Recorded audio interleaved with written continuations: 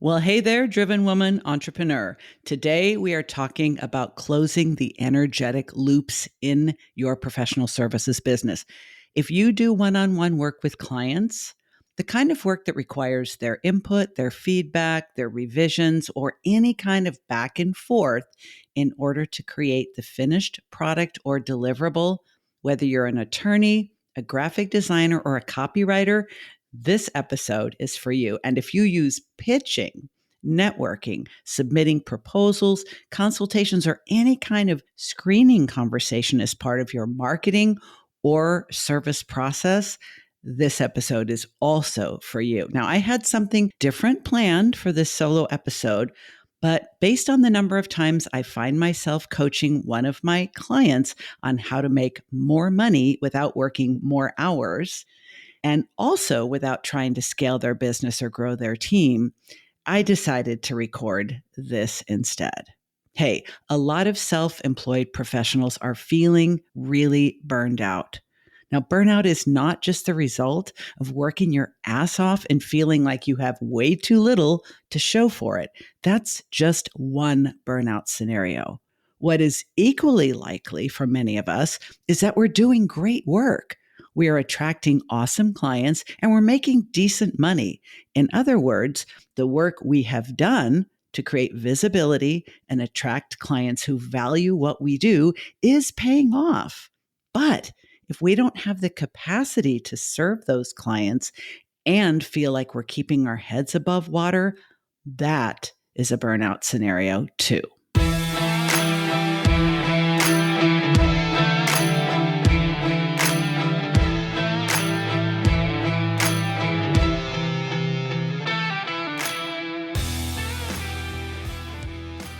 Okay, if you were with me for episode 198, the client success story with Andrea Klunder, she talked about making the decision to hire me because she was succeeding in her business and she was burning out. You definitely might want to check that one out. But first, listen to this. Hey, one-on-one client work is very likely the easiest way to get into business for yourself.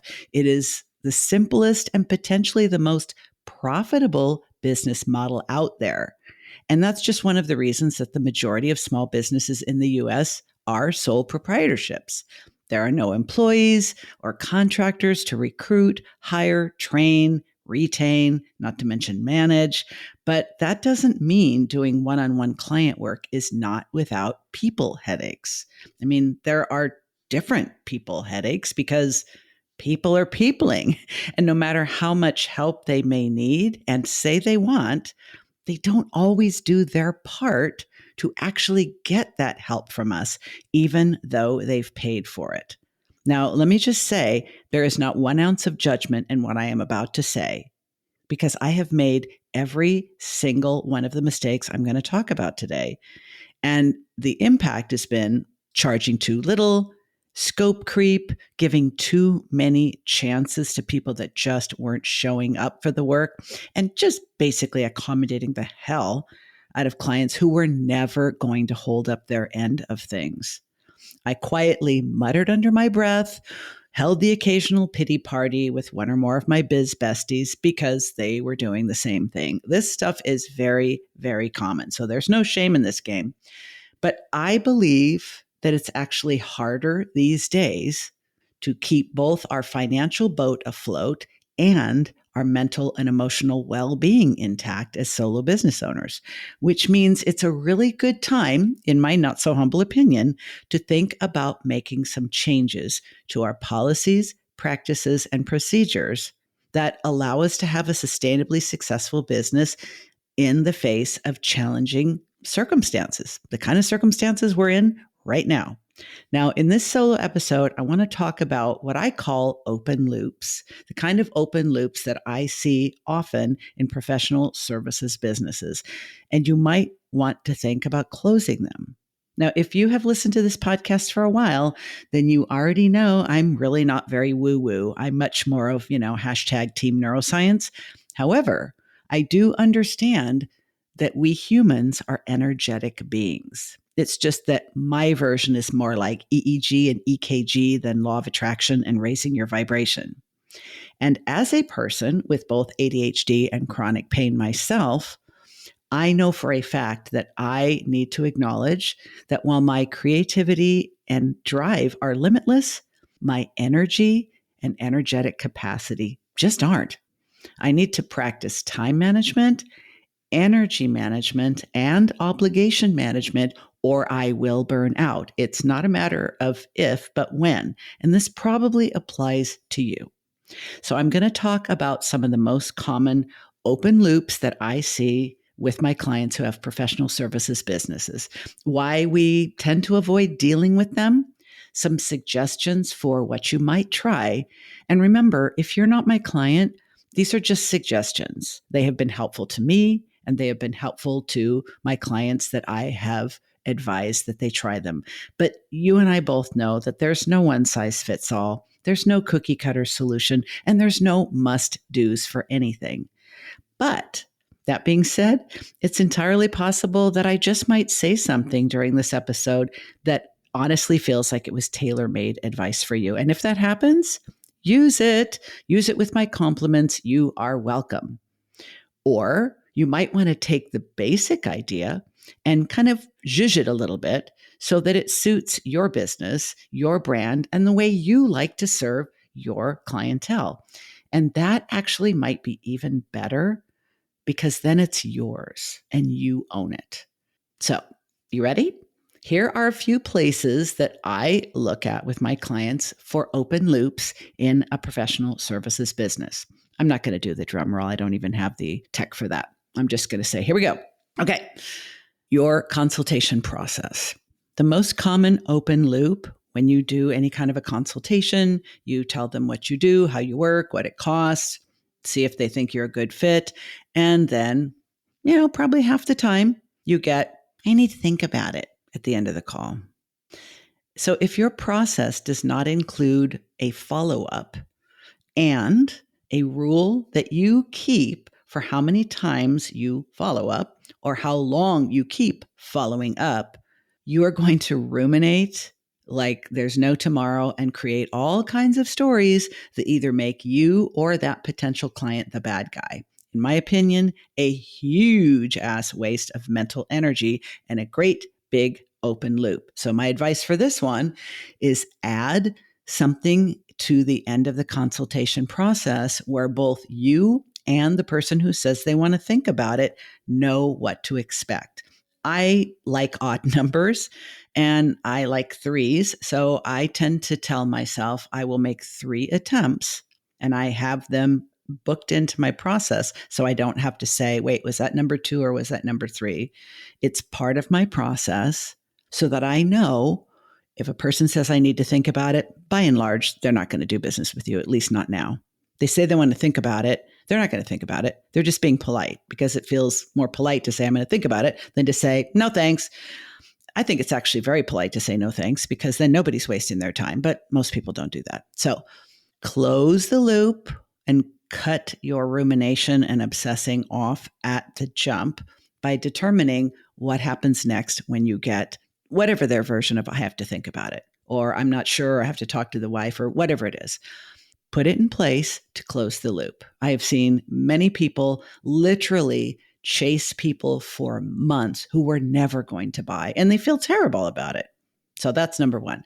The next one, and I'm doing these in the order that you will experience them in a client engagement. So the first experience with a client is some sort of consultation.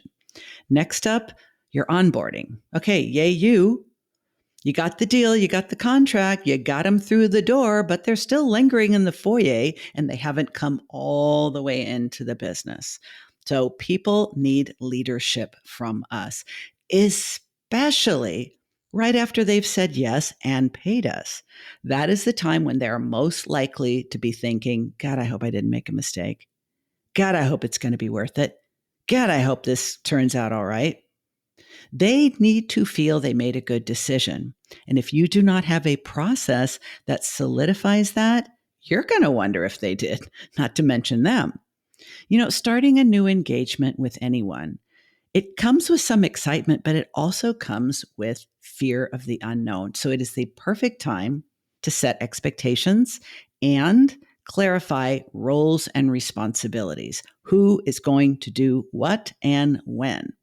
So, adding one more step to your process, to your onboarding process, or maybe just like firming it up a little bit if you have one, but it's, maybe a little flabby. It just takes a lot of the natural performance anxiety that you're going to have anyway off the table. And it gives that brand new client some reassurance that you are the real deal and deciding to work with you was actually a good decision. Now, here's one that is far more common than you might think, but I was just coaching an attorney client of mine through this situation today. Have you ever experienced clients that are sitting on your CRM? They have signed your agreement, they have paid your initial invoice, and then crickets? Yeah, that's what this attorney has been dealing with. And there's a number of them, especially when the nature of the work that you do has legal, ethical, or financial implications. A lot of people just kick the can down the road. They know they need to hire you, but they're not really quite ready to do the work because they have fears, and it's just frankly probably not that interesting to them. It's kind of one of those things they need to do, but they don't really want to do. So they somehow think this magical thinking that if they sign your agreement and pay the fee that they're making progress. No, they're not. Now they're in a holding pattern. And it's a huge ass open loop for you because you have now created an obligation. You have created one with them and nothing's happening. So because they've paid you, because you are under contract with them, but you never actually know if and when they're going to decide now's the time to do the work, that is a huge, huge, huge energetic drain. So this is another place.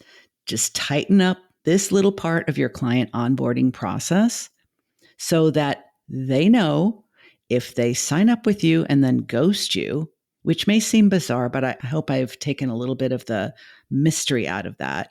People, they know they need to do things, but they're not actually ready to do them. And then they feel like embarrassed or guilty for avoiding your attempts to engage them. So they continue to ghost you. I think it should be part of all of our process that this is the timeline. These are the roles. And you can even think of it this way: rules, roles, and responsibilities. And make sure it's all factored in and it's all spelled out so that you are not thinking, well, do I just keep them on the books? And do I just keep emailing them? And how many times do I have to email them before I don't know. And then what do I do? Do I give their money back? Depending on your profession, if you're an attorney, you might need to do that. Make sure you check with the laws in your state for what that timeline and process looks like. Okay, next opportunity for an open loop is your drafting and reviewal process, especially if you are a graphic designer, do any kind of creative work. There is nothing that interferes with momentum more than when the ball starts rolling and then inexplicably comes to a screeching halt. As long as we're in momentum, the initial anxiety of, am I going to please the new client? Are they going to turn into a freaking nightmare? It starts to feel easier. Your confidence builds, their confidence builds. But when the communication breaks down and that, wonderful collaborative feeling just stops and you have no idea why, what do you do? I mean, besides obsessing, you have to have something in your process because you can't proceed with your part of the work because the client has not given you the information, the access, the feedback, the approval. So what are you supposed to do? Just sit there obsessing endlessly? I mean, I hear these stories all the time. You send them the first draft of your graphic designs, your website copy, the terms and conditions for their clients, and zippity-doo-dah, you get nothing. This is extremely common for creatives in particular, and endless glasses of wine and a great deal of bitching and moaning accompanies this particular open loop. So, my advice, you were not surprised by now, close the damn loop and close it with a clear and compelling statement about timelines and consequences. Now, I know you're probably clutching your pearls thinking, oh no, I can't say anything about timelines and consequences in my initial language. that may turn people off. They may think I'm difficult to work with. They may think I'm demanding. You know what? This is not my first rodeo, and I had all those thoughts myself. You know what I've learned over time through my own businesses and through working with many, many, many business owners? The only people that stating clear and compelling boundaries, timelines, consequences, the only ones that are going to really be butthurt or offended are going to be the very ones that you are going to have to chase for every little thing, and you might have to fire them anyway.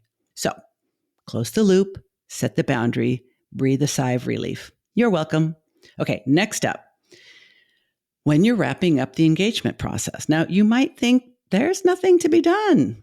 They hired me, I served them, I did the work, I was happy, they were happy, I got paid, like moving on. So many of us kind of just let the clock run out because we're usually looking to the next client. And when we're done with the existing one, we're just like, check, moving on. It's often true that we are juggling so much that we don't feel that we have the bandwidth to have a strong finish. But not having a simple practice in place to end in a good place, just like we put so much effort on beginning in a good place, it's kind of how most people do relationships, you know? Strong start, weak finish. And it doesn't have to be that way. I mean, let's be honest. If you've done good work, it deserves a strong finish. And human beings like closure. They really do. So if you hate goodbyes, and many of us do, you can close this particular loop with an email or a cute card that you send, snail mail, the old fashioned way. Kind of makes you stand out because nobody does it anymore. So it's no contact, but plenty of caring. And I think it's well worth adding that one little step because then you don't have to worry about it. You don't have to wonder. You can just finish strong and then move on without the obsession. Saves a ton of your energetic bandwidth. Now, here's one that a lot of people don't think about, and I think it's a huge missed opportunity, as well as an energetic drain and a loop that just begs to be closed. And that is offering additional services, upsells, or continuity offers. I mean, sometimes it's not over when it's over, and the client you're finishing up with would be more than interested in purchasing or at least hearing about additional or different service packages or some form of ongoing offer with you, like some sort of a continuity program, a retainer, a concierge service, so that they're not just being ushered out the door and sent on their way. Not closing that loop by having an ask be part of your finishing up process, or having an automated process in place that you circle back to them later. Like I said, it's leaving money on the table. And you know what? People love to be asked, even if they know the answer is no. And even if you know the answer is no, it makes them feel good that you invite them to continue to work with you. Now, obviously, you're not going to do this unless you actually want to continue working with them. Probably didn't need to be said, but I just did. Now, no might be no, as in not now, but most of us assume that no is a complete sentence. So if you're keeping them on your client roster for a someday maybe, I promise you that is an energetic drain that will ping you with regret every time you open your CRM and see their damn name. So close the loop with an email template that you can customize just a little bit for each client. Schedule it to go out at whatever frequency makes sense for the kind of work that you do. That might be monthly, quarterly, annually. It makes it super easy for them to hit reply and hire you again if it's the right time. And closing the loop in your mind is so much better than nagging yourself to reach out on a regular basis and knowing you're not going to do it. Okay, we're almost at the end of the list. Stay with me. You've gone through your entire process and now you are at the finale, the client satisfaction, feedback, or testimonial process. Now, depending on what type of professional service you offer, it may or may not be legal, ethical, standard practice, or even appropriate to ask for a testimonial. However, I mean, when I was a therapist, that was a absolute no-go. But that doesn't mean you can't ask for feedback. When people are happy with your services, they want to let you know. Trust me. And if they are like mostly happy, like, 4 out of 5-star review happy, you need to know so that you can improve your service delivery over time, especially if the same feedback comes multiple times. Not knowing or assuming creates an open loop in your mind, in your brain, in your energy, in your business. And a leaky loop is much easier to close, and you can just put an end to that slow leak on your energy. Now, you may have one, two, or wouldn't be surprising if you had all of these open loops in your professional services business. And trust me when I tell you, that is extremely common. Everybody thinks everybody else has it all sorted and dialed in and figured out. Trust me, they do not. Most of us have really no idea how much mental energy we are wasting on a regular basis worrying about what's going on with that consult that never called back. What's happening with that client who didn't even finish their engagement? Did I suck that bad? And is it too late to reach out to someone I worked with 2 years ago, but I would like to work with again? So here's my advice. Don't be overwhelmed, even though I've just ripped the whole can of worms right open and throw them in your lap. Take one open loop, one loop. Create a plan to close it. It's usually one little step that you can add to an existing process. I'm talking one automated email, one phone call, one thank you card. And if you know you have a few of them, and you also know that you're not going to do a damn thing about it without a commitment, there is a link in the show notes to hire me for an accountability day so we can get them all done in one day together. Now, you know that I am both a business coach and a licensed therapist, so I care about your mental health as much as I care about your business. These energetic drains contribute to burnout in a serious way, but they also do some other damage. They make us worry about our competency. They cause us to create negative comparisons in our mind between us and our competitors. And they drive fear that we aren't doing enough. Now, these are the very thoughts that prevent us from doing the things we need to do, like raising our rates, seeking out better fit clients, and networking with referral partners and more. So open loops need to be closed. And it's much easier than you think. You just need to start with one. And if you need my help, like I said, there's a link in the notes. Last of all, if this has been helpful, and I truly hope it has, and you know it would be to one more person, would you do me a solid and share it with them? I would appreciate it. And trust me, they will too.